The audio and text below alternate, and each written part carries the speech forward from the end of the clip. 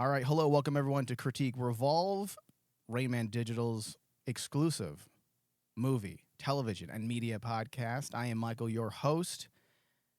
And if you are new to our podcast, you can find all of our shows, past, present, and in the future, wherever you listen to podcasts. Just search Critique Revolve.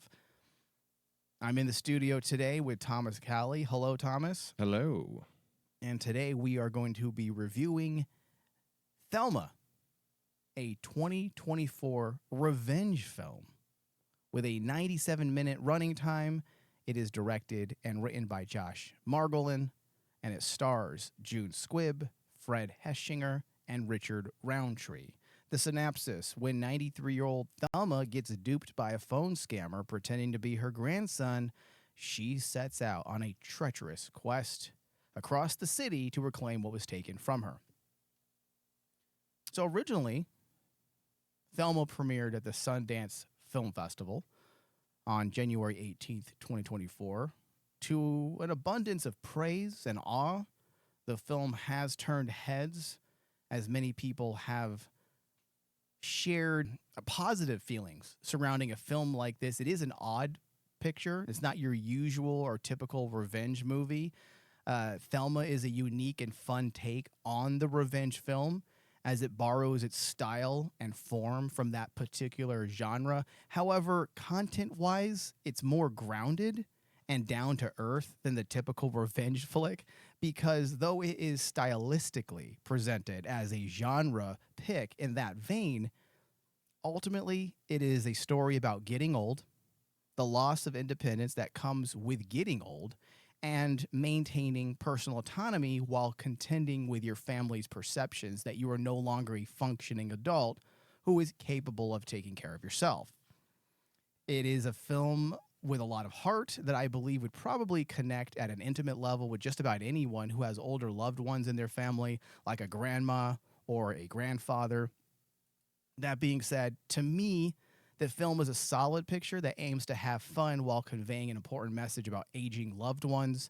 I felt a connection with this film specifically because the way the director depicted the struggles older people have with the simplest pieces of technology, I think a lot of people actually can That's very feel, relatable bit. Yeah, a lot of people can relate to the incessant pestering from your older family members who cannot seem to grasp the nuances of a computer keyboard.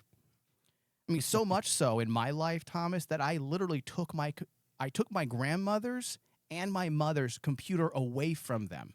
Really? Because they got viruses literally every day.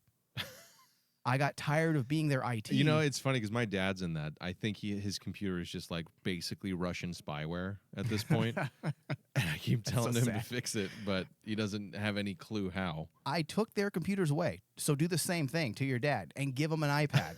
Because iPads, it's way more difficult to get viruses on an iPad.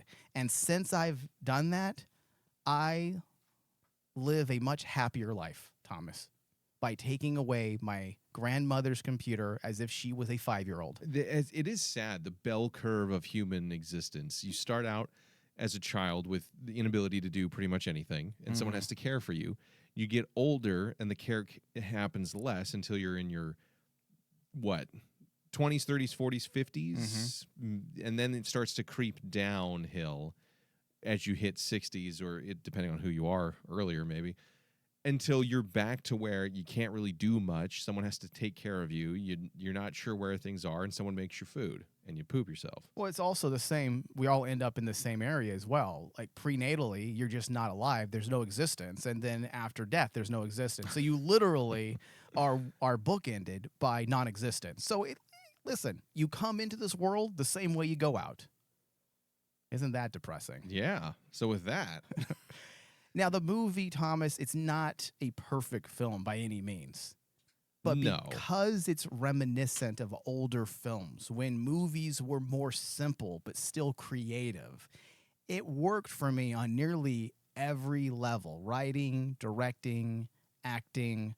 Thomas, what were your initial thoughts, or are your initial thoughts? So I thought Thelma was well made for the most part. I thought it had a great, like you said, a grasp of the plights of older people, what it's like to not only be an older person, but someone who has family in that age bracket, what it's like constantly stressing about them, worrying about their well-being, taking care of them, both feeling like you're making them an invalid or treating them like a child when they're not, but also knowing that they can't really do what they used to be able to do. Yeah.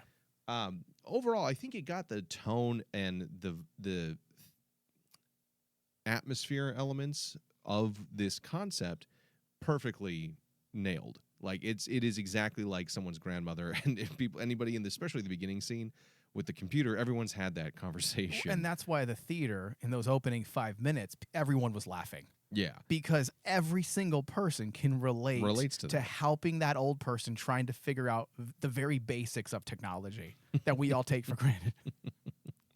Yeah, and so that part I did think was pretty good. I think that for the most part, I think my issues might have come down to some of the script, but that's usually the case. Where not so much that because characters were strong, characters were believable, and the general idea isn't bad, but just some of the standard elements that make a script not just a series of events, but an actual story, I feel like are lacking, and it's something that we talk about on the show all the time. It needed a second pass. It needed a strong punch-up.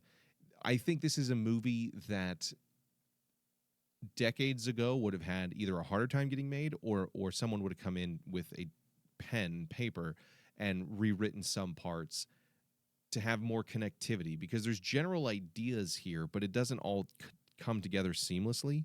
It just kind of stops when it's done. And that's trying to not spoil too much. But the tone, the acting, the way it's made, all of that was really, really well done. So I'm a little mixed on it simply because it's not bad, but I think it could have done so much more. Yeah. No, I get where you're coming from. When it comes to movies like this, it's hard for me to... It is hard. These are the hardest to review. Yeah, it's hard for me to complain because for the most part, the movie is designed to be a low-stakes endeavor. And with that comes a general simplicity that typically results in a concise plot. And what you're talking about, I have similar problems with. If you were to point to something less than stellar, which we're about to, the problems that I would point to would be with Story B. There was a parallel narrative working in tandem with Story A that was rightly infused with similar themes. And it was intent. waiting there. It's like ready to be connected. Yes, and it was designed to round out the film by adding some clarity to make sure audiences are following the subtext in Story A. And in case you're not, well, Story B is going to make sure you understand what's at stake here. And that issue, or the element that's at stake, is the idea of losing one's agency as you get older. And the way they try to make sure the audience will grasp that, they created Story B with Thelma's grandson, who's also going through similar things, but for different reasons. He is the product of helicopter parenting. He is a grown man. He's 25 years old, and he's treated like he's 13, 14 years old. And they do that to show how people are treating the grandmother. I feel like it would have been more effective if the character in Story B, the grandson, was actually 14 or 15 years old. It needed to be, something else to better connect this. It just feels like an afterthought that, this is a way we can connect these elements rather than this is the natural progression because this is the ideal we were following through with. It just feels like, what do we really have Story B here for? After a certain point, why do we keep coming back to this scene? What's this kid struggling with? I don't know. We'll come up with it later. And it does work in a lot of ways as well, because it is an interesting way to pair two characters up who are going through similar things And you do get the idea in the story that the two of them are very much aware that they are in similar positions. Mm-hmm. But it's the way it's ultimately executed is where the movie gets a little muddled. And that's a shame, because if you were just to focus on story A, or do what you said, do another pass through on the script, it would have straightened everything out and made this film that much stronger. Now, Thomas, we might be in the minority here because the film is currently sitting at 99% on Rotten Tomatoes. And to be perfectly honest, I don't feel like my grade would be that much further away from that. It's a little too high, in my opinion, but I understand why it's being given a 99%. And a lot of that has to do with what you said is the best part of the film, which I would agree, which is the way the film is, the craft. The way it's made. The way the film itself is made, the color grading, the sound design, the cinematography. For me, that's the fucking greatest part of the movie. And of course, because we're dealing with a parody of a revenge film in a lot of ways, you are being given all of those genre conventions as well as the iconography that goes with that typical genre. And because of that, you have a movie that feels like it's not low stakes. You feel like you're watching, Death Wish at times, but a more grounded version where Thelma is, the Charles Bronson character. So they create the proper feeling for a story like this, which allows the viewer to have a lot more fun, and you're drawn into the film. There are a lot of moments where they play with visual similarities. Instead of a motorcycle or a cool the moped sports car, you have the old lady, on the typical little Walmart scooter. And it plays up with like genre conventions, but mixing them with what's stereotypical of old people. Right. And that is very effective. I feel like that is the crux of my criticism of this movie. And your existence. And what? And your existence. And my existence. And it's the reason that I still draw breath, is that the story isn't bad, but it could have been more tightly wound with a second rewrite. Like, there's elements of this that are funny, but could have been fucking hilarious. Mm-hmm.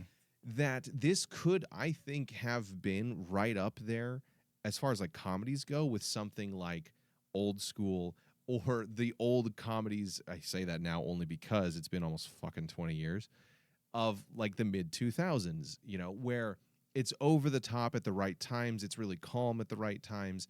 It's a grounded story with some ridiculous situations. It's almost like they didn't push it, I think, far enough. I agree. In certain elements, and it's not tied to a greater moral thematic element with its story B, but all the parts are there. They're just like left on the ground. Yeah, I like how you said it doesn't really feel like they're pushing the envelope at times. If I could change something about this movie, I would actually change it from PG-13 to rated R. And you don't need to lose the grounded feeling. No. Because I understand that they were trying to wrap a grounded story within a hyper-realized world via the revenge film. Mm-hmm. I get that. But at times, I feel like you could have pushed the comedy further, as well as some of the more revenge aspects if you had a rated R, or if you had a rating that was higher than the PG-13. And I understand why they didn't. I know that this film is probably going to be geared more to older audiences. It was from our screening. Even our screening, I think we were the only people younger than 80. 50? Yeah. So their target demo, typically, they're not against radar films, but they are against certain gratuitous. But that's the thing, that's why I say that find their way into the standard revenge film. And that's why I say that if it had the R rating, I think that would have been better, because it would have given it more of the punch of something like Old School, 40-Year-Old Virgin, Wedding Crashers. A little more edgy, right? A little edgier, where they have just a couple lines. It doesn't have to be gratuitous. It doesn't have to be overtly sexual like those movies usually are. It just needed a little bit more teeth to push it from, because that's the thing, is that if it's a little bit more ridiculous yet grounded, you can laugh at the absurdity. Right. It's almost like it's too grounded to its own detriment, I think. Because I agree. That's a good assessment. it's too grounded, because then some of the stuff you have is like, okay, well, why the hell is this happening then? Like, yeah, it's kind of funny, but you really think she's gonna like hurt herself and like break a hip, rather than this is fucking ridiculous, haha, hilarity. And it just it pulls back, which is a problem with a lot of comedy these days.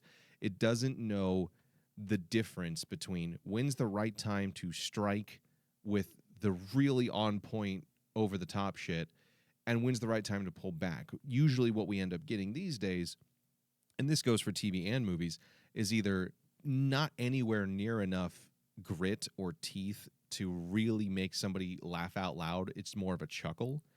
Nor does it, or it goes way over the top to where it's just fucking absurd. And, you know, not to get too spoilery, like The Boys is an example from previous seasons where that was the case. Like, yeah, it's kind of funny, but it's so fucking absurd also. Like, it's well and truly beyond anything it needed to be. And that element of that sweet spot, the fine line of comedy and tragedy kind of thing, is not really approached here. And I think that would have given it so much more, because so much of it is relatable. But it doesn't really have anything to say about that other than, yeah, it sucks getting old. But that's not a theme. That's an idea. Like that, or that's barely an idea. That's just like a fact. See, I do Like water's wet. I Like, I get your point there. However, I do feel like the subtleties of the meaning of the film itself is stronger, being left more abstract, you know, rather than stating it. That's the whole reason why I had a problem with Story B, though, because Story B was used to make sure we understand what the grandmother, what Thelma's going through. And but it doesn't say it with any purpose or strong enough. It just kind of alludes to it through Story B. It didn't need to be over the top, ridiculously stated. And that's the thing. It's like it doesn't go far enough. And it's like if you have multiple Lego pieces for one big puzzle, like one big Lego, all the parts are finished and put on the table, but they're not put together to make the complete image, the complete story, the complete Lego set of what could be. So you have this kind of anemic Story B and a little not quite punchy enough Story A, though none of it's necessarily bad. It's just it didn't go where I think it needed to really be something that would be memorable to everybody for years from now. Yeah. And it's not to say that, you know, like everything needs to be a Mel Brooks 10 out of 10 kind of thing. But when you were so close, it's a shame to see it fall short for me. Yeah. Another strength of the film is for the most part, the casting. Number one, we have to mention, of course, the woman that plays Thelma, June Squibb. Who some people will recognize for sure. Okay, who is she exactly, Thomas? So I recognize her from Good Girls as the grandmother. Is that granny porn? No. Oh, Jesus Christ. Oh, I thought. Good Girls was a well-intentioned season 1 followed by a disastrous finale, season 3, like show that was like, what if women who are house moms pulled a Breaking Bad? It had a really strong concept, great season 1, and then it just didn't know what the fuck to do after it got renewed, and it just kind of fell apart. But she's in a lot of smaller comedies from TV and movies going all the way back to the 90s, Age of Innocence, In and Out, Meet Joe Black, About Schmidt. Like, she's in several things. She's one of those character actors that you've seen in a lot of things, but you wouldn't necessarily know her by name. But the second you see her and hear her talk, you know who she is. Yeah, I wasn't aware of her cinematic history, but apparently she's been around for several decades, according to Since one 1990. article. Yeah, and she even won an Oscar or received an Oscar nomination for Alexander Payne's Nebraska, when she was in her 80s. So she's Yeah, grasping yeah. at stardom way late in her life because now she's 93, and I believe this is her first mainstream major release leading role in a film. Leading role, yeah, I think for sure. Because I do remember Nebraska. That was a while ago now. Yeah. But Well, she was in her 80s, so it's got to be at least more than 10 years, right? Because she's 2013. That was 2013. And she's 94. That's impressive. She's a spry 94-year-old. I mean, She's there. She's all rolling there. over she's rolling over beds, rolling on the ground, which I will say there are moments in this movie that made me laugh, sing, or do certain things because they set up this joke a recurring joke having to do with Tom Cruise. The running, yeah. And they mentioned Tom Cruise is running, and then that sets the stage for a lot of the action scenes that follow, where you then see Thelma do things in a very old person manner, trying to mimic the things that Tom Cruise has done.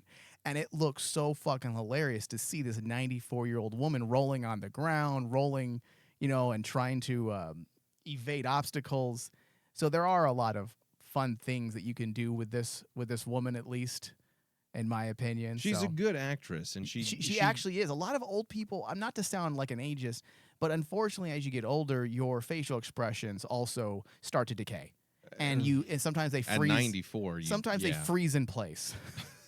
And you don't know whether or not this 90-year-old is angry or happy with you at the moment. Or just lost. Or look at the President of the United States currently. It's hard to determine his emotional state at any given moment because he has just one expression the entire time, which is, I just seen a ghost. That's what it looks like. Just frozen horror. Yeah.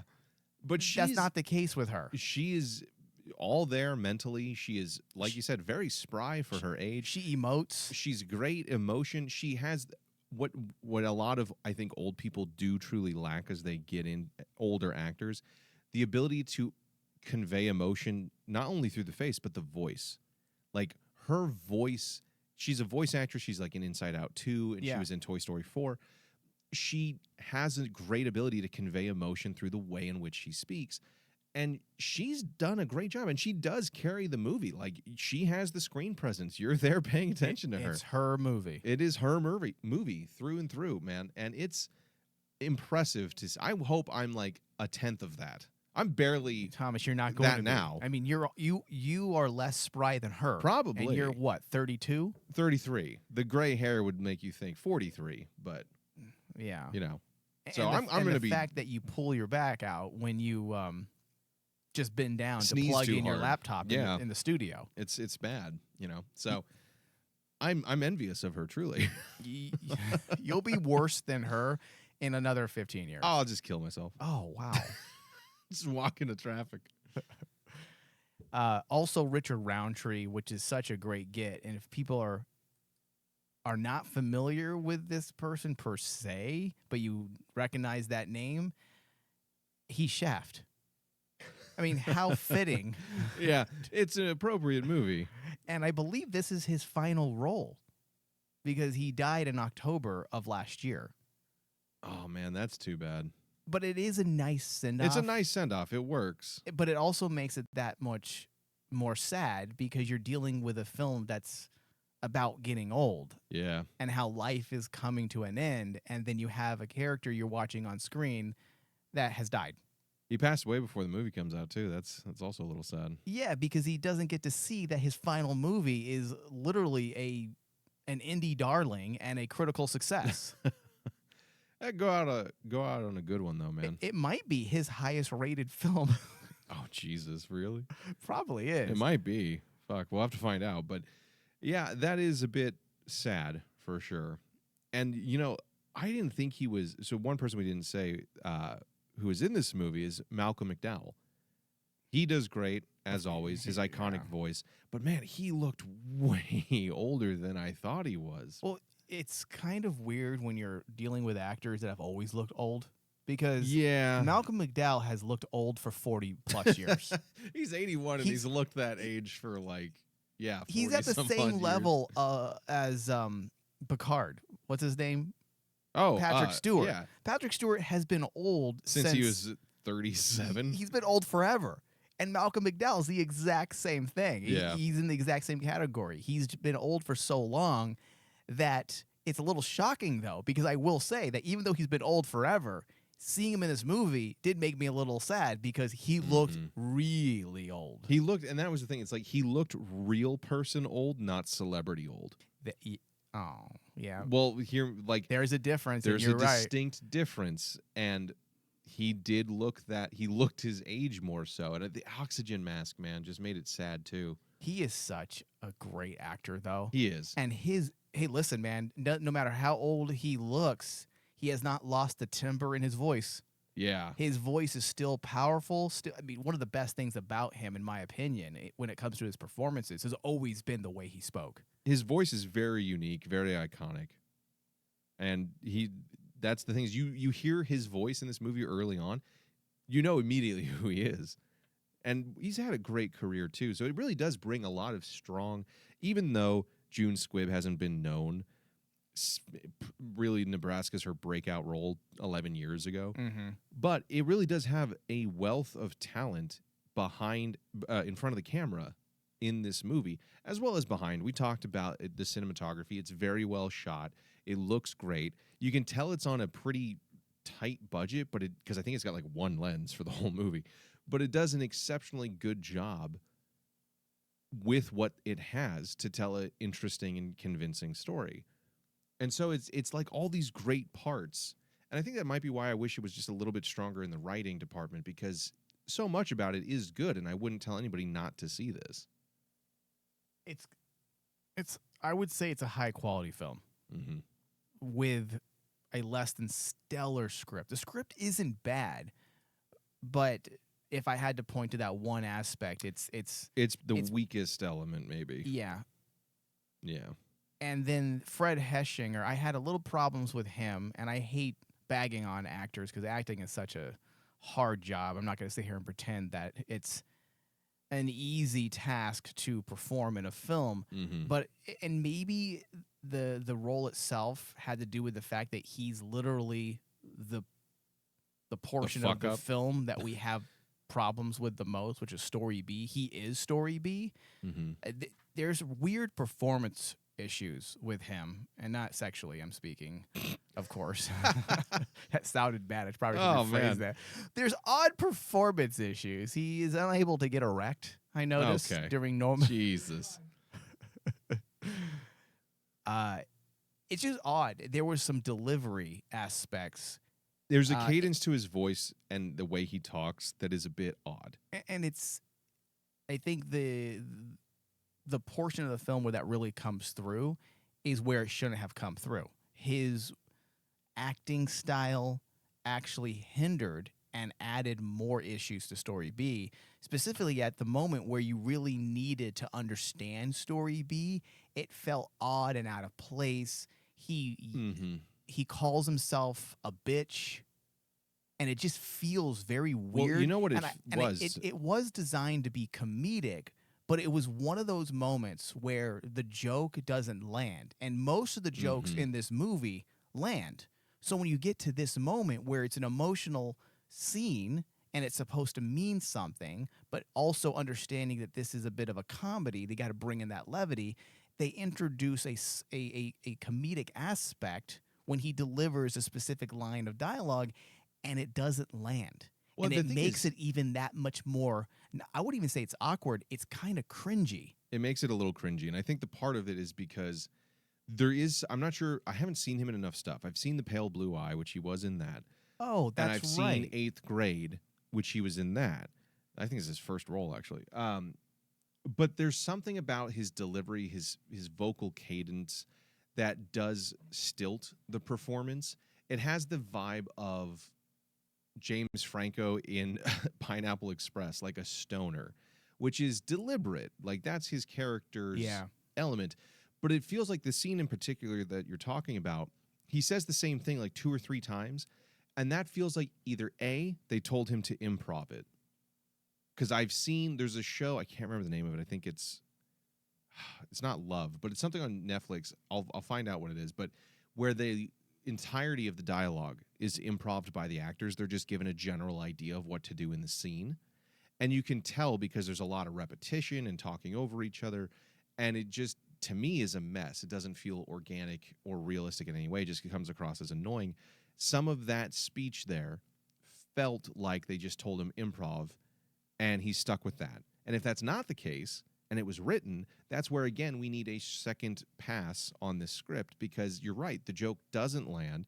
Instead of repeating the same insult to yourself, you needed to change it or ramp it up dramatically. Instead of just a bitch, it needed to be something way stronger It was to this, land with a punch. it was like a narrative nexus, okay, when it comes to story B. So you have all of these aspects of the movie that we're building to this moment so that you can understand the subtext of the film, right? And what ends up happening is it gets completely muddled through his performance, or I hate to put it all on him, let's just say directing as well as performance. And because of that, the things that he says also doesn't really make a lot of sense unless you're really following what's happening in the movie. And because this movie is a lighthearted parody of a revenge film, you're not really doing that type of due diligence as a viewer. So when he says, I am not good at anything, I'm a bitch, and then you have this ongoing joke about I'm not good at math. What does that even mean? I'm not good at math. I'm not good at anything. So this is what I'm saying. So the writer, I think you're right. It comes down to, unfortunately, writer-director Josh Margolin, or Margolin? Yeah. Margolin? I'm terrible with names. We all know that.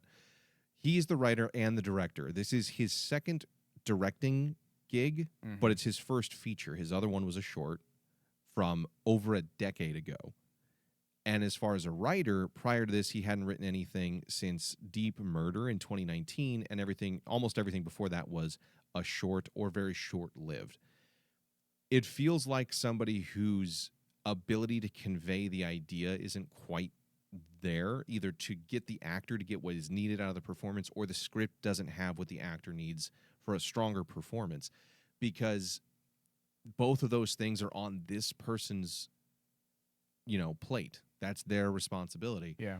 And again, a lot of the movie's done really well, and a lot of the acting is done really well, but I think the other actors, not only do they have some better material, especially June Squibb's Thelma character, You're right.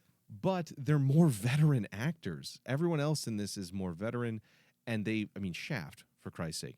They have an ability to kind of get what's needed or understand the tone, especially because this is a movie about getting older, and predominantly the cast is in that age bracket. Yeah. It's not even acting so much as it is reality, as kind of sad as that is. So I think, unfortunately, it's a bit of not giving the actor what they needed, either via script or directing, to really get what the movie needed at that point. Yeah. Yeah, I would agree. The strongest element of the movie, for me, I'm going to focus on the technical aspects. The strongest part of this film, besides some of the other things that we have obviously enjoyed, but for me, it is 100% the technical achievements of the movie. The way it's filmed. Specifically, the fact that they use an Arri Alexa 35 for a movie like this, which is fitting in the fact that it is a revenge film, but they're using anamorphic lenses for a film about getting old. And that's why it makes it that much more interesting for me, because they're not just saying, hey, we're going to mimic a revenge film. They're going to also film it like a revenge film. And believe it or not, Thomas, you I was going to say, caught it before I did. which is rare. Because you pointed, I want to say 5 minutes into the movie. Yeah, real early. You said, hey, do you see how the frame is bending? And I didn't notice it until like, you it's said anamorphic, it. right? And I'm like, holy shit, they're using anamorphic lenses. And after that, that's pretty much what I paid attention to most of the film is every single frame. So the fact that they even use anamorphic lenses shows me that they know that the director, even though this is his first film, I feel like the guy probably, as long as he can get the right deals, the guy's going to have a pretty good career. Because he's obviously, very good director. Yes. It's just some of the acting from some of the writing was real, and it was really kind of a small. it's not exactly a small issue, but it's smaller considering everything else he's responsible for. Yeah, we're only and harping on it because it's the only part. Yeah, that's not that great. Given everything else he has to do and his very limited IMDb background, he did an exceptional job. Now, this is going to get a little off topic and a little technical for some listeners maybe, but what is with anamorphic lenses? Why do you like them? Because I noticed this, like you said, I was like, that's a fucking anamorphic lens, isn't it? Because of the curve on the screen.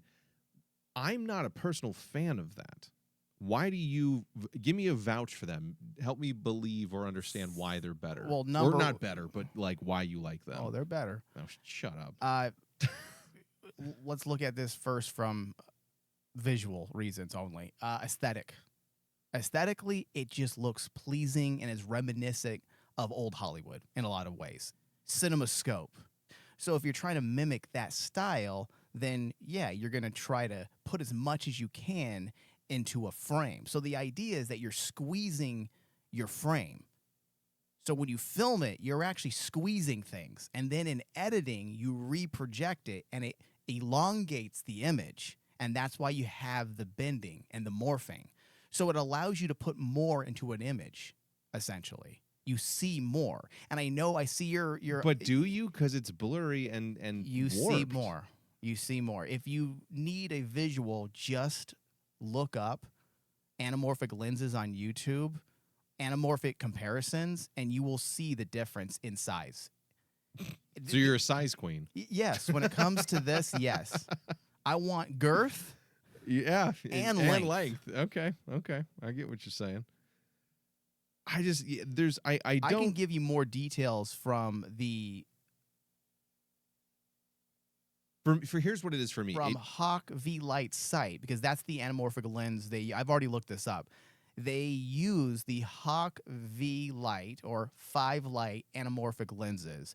And what this specific lens does is they can be used on both modern digital and film cameras. So their unique 1.3 times squeezing factor enables nearly the entire sensor area of a 6 to 9 digital camera to achieve the popular widescreen of 1 to 2.40 release format. So you're just getting more bang for your buck, essentially, to keep it simple so that we don't go too far into the technical. No one else is going to care besides me. But like, I understand that, but I don't like how the image looks. Yes, maybe there's more on screen, but I feel like you're losing. I can't be friends with you anymore. I'm done. You're a film guy. You're telling me you don't like anamorphic lenses? What the fuck? It feels like, you know what it feels like? Anamorphic lenses, to me, is the hipster guy saying, what do you mean you don't like records? The sound is so much warmer and better. It's like, dude, come on. Well, I it's do agree with that, though. I do like think that. That's fine. First but it off, doesn't we mean don't it's call national. them records, okay? What do you? The people I worked with at the radio station we call them absolutely vinyls. did. Shut the hell up. See, right? Fucking, I'm gonna slap you. Listen, I have a turntable right over there. fucking do, They're don't you? turntables, not record players, and they're vinyl pieces of vinyl, not records. Yeah, it's whatever. Sure. Sure. Come on, I am a hipster, obviously. You are. Well, listen, when it comes, I get the jokes when it comes to vinyl and turntables, but with anamorphic lenses, that's literally the cornerstone of filmmaking in a lot of ways. Here's what I know. I like it with direct light. I will give you that. But nobody knows what the fuck I'm talking about right what now. do you mean by direct light? So You like mean when light, like lens flare, oh yeah, when it gives it more of that dispersed look to it. a visual example is everything that J.J. Abrams does. The reason why people think this is why I get annoyed when people complain about J.J. Abrams. Well, he does lens do it flare. over like a bit much. He started doing it a little too much. Now Yeah. he's pulled back, but he's not adding lens flare. People think he's adding lens flare in post. What he's doing is using an anamorphic lens. So, for example, in the 2009 Star Trek reboot, what he actually did was he poked holes behind the set of the bridge of the Enterprise. Mm-hmm. They poked little pin-sized holes, and then they blasted lights from behind through those holes. But if you were just on the set looking around, you wouldn't notice those lights because the holes are too small for light to actually come through noticeably. But once you put a camera up and you have the anamorphic lens, it actually brings out those pinholes of light because of the nature of the anamorphic lens and how it bends the light. And that's why you have lens flare. So is that a good visual example of what it does? Yeah, well, I think that'll work for everybody else here. But I think we should probably move on. Yeah. Well, overall, as I had started the show by saying, on the review aggregator website Rotten Tomatoes, it is currently sitting at a 99%. Reviews are Reviews are mostly positive with an average rating of 7.8 on IMDb. The website's consensus reads, a stellar showcase for talented June Squibb. Thelma avoids cheap laughs as it finds the lighter side of some serious issues. I would agree with that. Yeah. Yeah, it's a fair review. Fair assessment. My RMD score is probably like maybe 85 to 90. Let me just say 87. It is a solid film. It's gorgeously shot. You're dealing with a director that probably has a bright future ahead of him. Oh, yeah, no doubt. He has a handle on the medium. In a lot of ways, you might even want to look at this film as maybe like a training ground. Stage one. Let me see what I can do. It's a good choice. Let in that me respect. experiment a bit. Low budget, low stakes. Just get it right. Yeah. Versus anything else, and don't jump into a Marvel movie that you're not prepared for. Right. So ultimately, I enjoyed the film. I thought it was a fun time. I didn't regret going to the theater to see it. Thomas, what about you? Similar, but for different reasons. I'd give it an 83. A little bit lower, but I'm always been the harsher grader here than most people. But yeah, other than the some of the issues with the script that I really do think could have been ironed out with a second pass, everything else about it works. The directing's great. The cinematography's great. The sound and music at the right times is great. And the acting is just, other than one element, which I do blame on the script and the directing. Yes, because especially after you mentioned that Fred Hechinger was in Pale Blue Eye, which is a fabulous movie. He was great in that. So obviously it's not him. Right. So that I'd give it an 83. It's a solid B. I want to see what else Josh Margolin can do. And I think you're right. I do think he has a promising career, and I think this was a good choice out the gate with somebody who doesn't have a whole lot under their belt. Because I'll watch his next thing with, Yeah, just because of this film alone, I will definitely watch his career. Yeah. And I'm actually kind of You're going to Palpatine his Anakin? We've been watching too much Star Wars lately, or Disney's Star Wars, I should say, because it's not the real thing. That's a different show. Yeah. All right, this brings us to the end of our discussion. Thank you, Thomas. Thank you.